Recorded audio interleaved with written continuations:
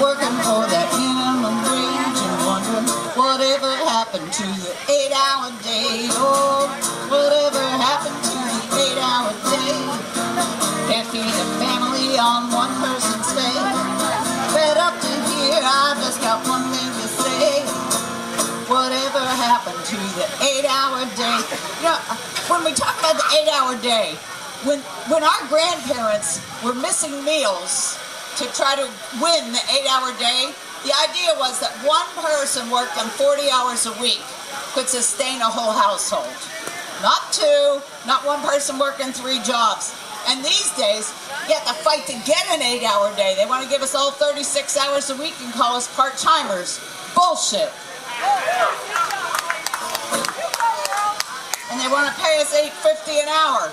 That is not a wage. That is not a wage. That is an insulting and disgusting abuse of worker rights. And when you see workers' rights under attack, what do? When you see workers' rights under attack, what do? That's right. We've been coast to coast. We started in Philadelphia on August 17th in a 30-foot RV. And at different times we've had 8 or 9 people, but we've had a steady core of 6 or 7. And I've been there from the very beginning, and so has Chris Musselman from Paducah, Kentucky. And we have traversed this country to see that it's not just here in LA. It's in Philadelphia, it's in Pittsburgh, there are people struggling against crappy evictions, there are people struggling to get better wages. It was very exciting to watch people come pouring out of a McDonald's and the McDonald's get closed behind, as people said, $15 an hour. They're a little more timid in Montana. They're looking for $9.50 by 2015. Not enough. Not enough.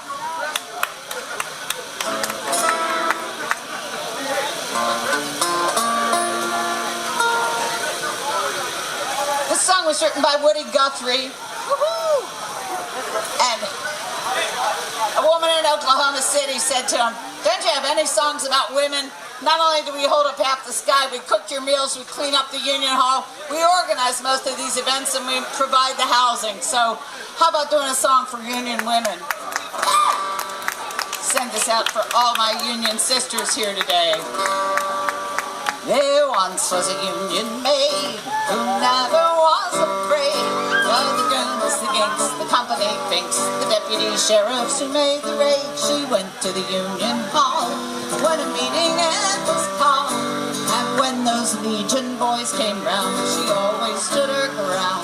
"Oh, you can't scare me, I'm sticking to the Union. I'm sticking to the Union. I'm sticking to the Union. Oh, you can't scare me, I'm sticking to the Union. I'm sticking to the Union till the day I die." You know, in that verse I sang, when the Legion boys came round, she always stood her ground. This will shock you, I'm sure, but there was a point in our nation's history when people accused people who supported the labor movement of being unpatriotic.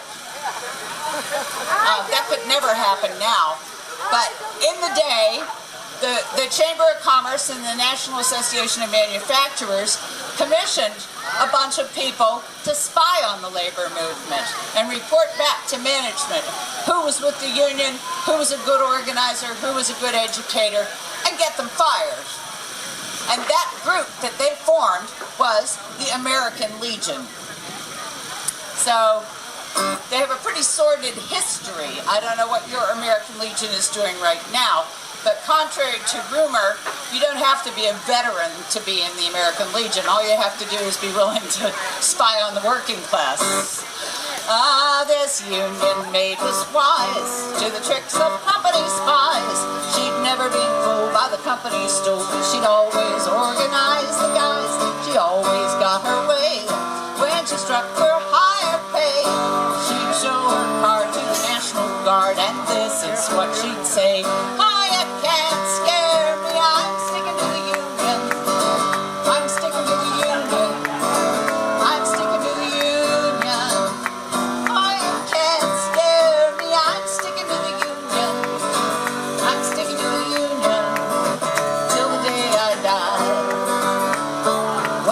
song was first sung, our fight had just begun.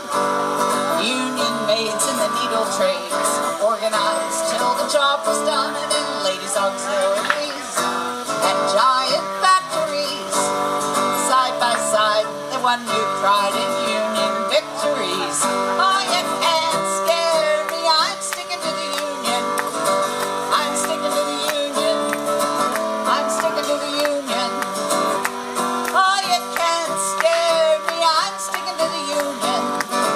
I'm sticking to the union till the day I die. Now, I'm not hearing anybody singing, and I want you to know I know 35 verses to this, and I will keep singing until you sing along on the chorus. So I'm counting on you here.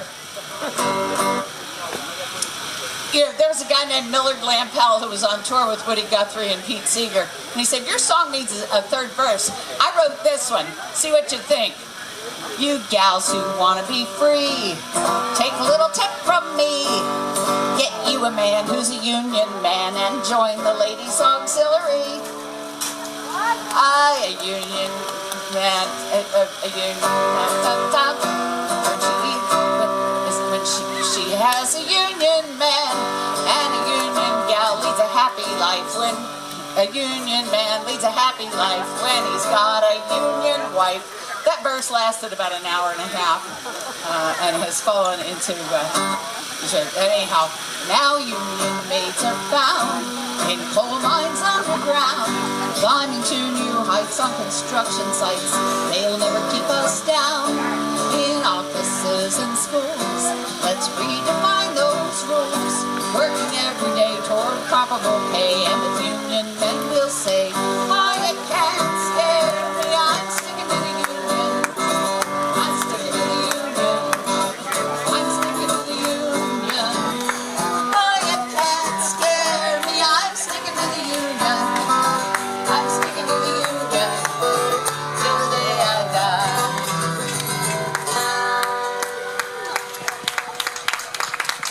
Another thing I want to say about that song is, that chorus is, you can't scare me. Believe me, the people who won the fight for the 8-hour day, the people who won the right to collective bargaining and the right to organize, they were scared to death. They were surrounded by cops on horses with billy clubs, and music gives us courage. And so I encourage you all to buy some of my CDs on the way out, because I can tell you for a fact that in Alabama and Mississippi, kids 18, 19, 20 years old sat in humid, hot churches, linking arms and singing, and they walked right out into police on, mounted police, cops with billy clubs, attack dogs, water cannons, and changed the world. And if we want to change the world, we have to be willing to make a few sacrifices and possibly put ourselves in a little danger. This is a song I wrote, inspired by Martin Luther King, Dorothy Day, Cesar Chavez. Was it Cesar Chavez? Maybe it was Dorothy Day. Some will say Dr. King or Gandhi set them on their way. No matter who your mentors are, it's pretty plain to see. If you've been to jail for justice, you're in good company. Have you been to jail for justice? I want to shake your hand. Sitting in and lying down are ways to take a stand. Have you sung a song for freedom or marched that picket line? Have you been to jail for justice? Oh, you're a friend of mine. You law-abiding citizens, listen to this song. Laws were made by people, and people can be wrong. Once unions were against the law, but slavery was fine. Women were denied the vote, and children worked the mine. Have you been to jail for justice? Or shake your hand. Sitting in and lying down are ways to take a stand. Have you sung a song for freedom or marched that picket line? Have you been to jail for justice? Oh, you're a friend of mine. Oh, the law is supposed to serve us, and so are the When that system fails, it's up to us to speak out in peace. It takes eternal vigilance for justice to prevail. So get courage from your convictions and let them haul you off to jail. Have you been to jail for justice? I want to shake your hand. Sitting in and lying down are ways to take a stand. Have you sung a song of freedom or marched that picket line? Have you been to jail for justice? Will you go to jail for justice? Have you been to jail for justice? Oh, you're a friend of mine. I'm going to close out now with one more song. This is one of the few labor classic songs that was written by a woman. If you'd like to hear War on the Workers, Whatever Happened to the 8-Hour Day, and a bunch of other really wonderful, Are You Now or Have You Ever Been, whatever you say nothing, please meet me over at the CD table. Sign up for my once-a-month email newsletter, too. 8,000 union members subscribing, can't be wrong. I take small tours to Ireland every year. Next year I'll be doing a labor history tour of Ireland, and I'd love to have some of you along. Anyway, you can find out all about that at the USW 675 table, which is not far at all from where we are right now. You can follow that handsome fella back to the table, and I'll join you there shortly and be happy to sign for you.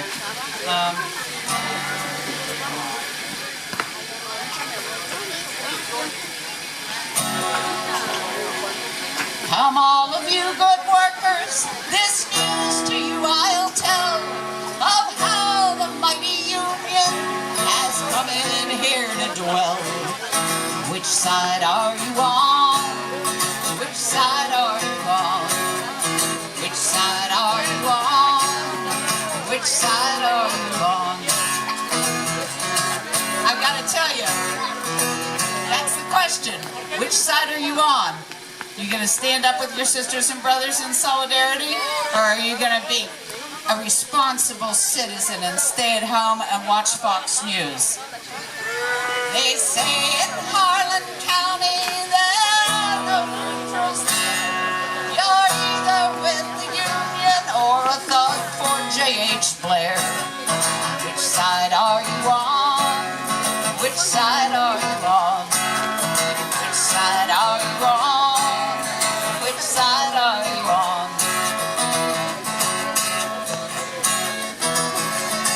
Oh, workers, can you stand it? Oh, tell me how you can. Oh, will you be a lousy scab or take a union stand? Which side are you on? Which side are you on? Which side are you on? Which side are you on?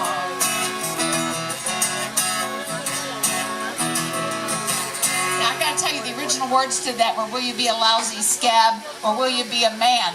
And I sang it just like that at a rally once, and this mighty dyke, this powerful lesbian woman came up to me and said, will you be a lousy scab or will you be a man?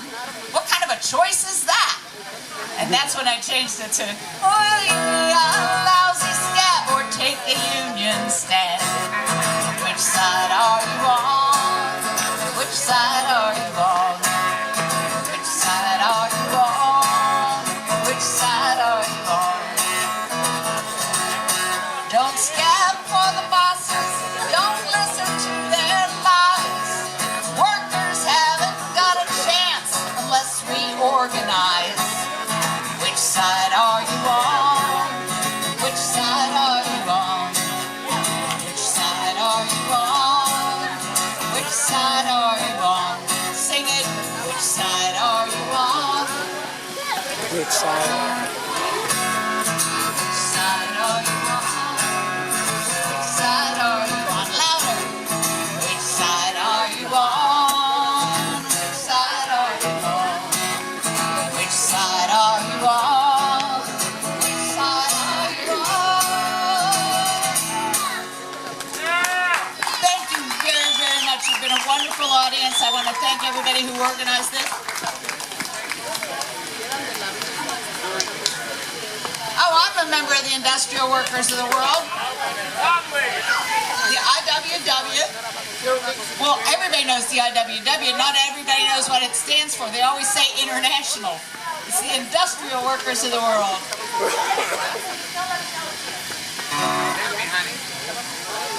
I'll do a quick one. Are you poor, forlorn, and hungry? Are there lots of things you lack? Is your life made up of misery? Well, dump the bosses off your back. All the agonies you suffer, you could end with one good whack. Stiffen up your ornery duffers and dump the bosses off your back. Did you find your pension looted? Are your buddies in Iraq? Would you see those rascals booted? Well, dump the bosses off your back. Did you find your pension looted? Did you find your factories closed down? Are your neighbors all on crack? But let me give you the lowdown. Dump the bosses off your back. That's your part. Dump the bosses off your back. It's pretty easy. Dump the bosses off your back. It's that simple. Dump the bosses off your back. Let me hear ya. Dump the bosses off your back. That was gorgeous. Dump the bosses off your back. Thank you very much. Hope to see you again. Please get on my email list. Thank you, Aunt Feeney. Thank you for coming down from Pittsburgh. Thank you all for participating and staying around. We really appreciate it. Hope to have everybody back next year at our 35th anniversary. Again, the LA Long Beach Harbor Labor Coalition thanks you. Thanks all the unions that participated and all the community that came out, as far as all the volunteers. So thank you very much. Did you want to ask me a question before? No. Yeah, I wanted to get a CD. Oh, it's right way down there. Yeah. See where that bridge is? Yeah, or go over the Well, bridge. you know what? They were over there, so I don't know if he's moved. Maybe we'll ask her. They were over there. Yeah.